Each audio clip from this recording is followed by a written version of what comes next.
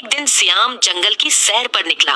वो कुदरत की खूबसूरती देखते हुए आगे बढ़ रहा था कि अचानक उसे एक जख्मी शेर नजर आया। शेर एक दरख्त के नीचे बैठा था और दर्द की वजह से कराह रहा था। सियाम ने हिम्मत की और शेर के करीब गया। शेर ने गुस्से से गर्राते हुए कहा, मेरे करीब मत आना वरना मैं तुम्हें खा जाऊंगा। सियाम ने कहा, मैं तुम्हारी मदद करना चाहता हूँ, तुम क्यों जख्मी हो? शेर ने थोड़ा नरमी से जवाब दिया, मेरे पंजे में एक कांटा चुभ गया है जिसकी वजह से मैं चल नहीं पा रहा। सियाम ने कहा, अगर तुम मुझ पर भरोसा करो तो मैं ये कांटा निकाल सकता हूँ।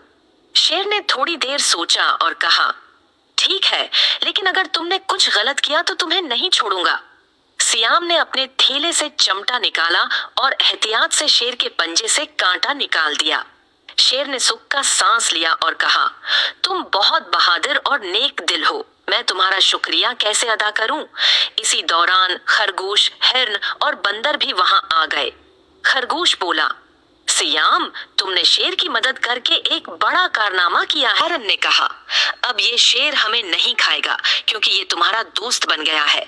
बंदर ने हंसते हुए कहा, अब ये जंगल का सबसे मेहरबान शेर होगा। शेर ने सब जानवरों को यकीन दिलाया कि वो अब कभी किसी पर जुल्म नहीं करेगा और सियाम का एहसान हमेशा याद रखे। हासिल सबक, नेकी करने वाले को हमेशा इनाम मिलता है, चाहे वो किसी शेर की मदद ही क्यों ना हो।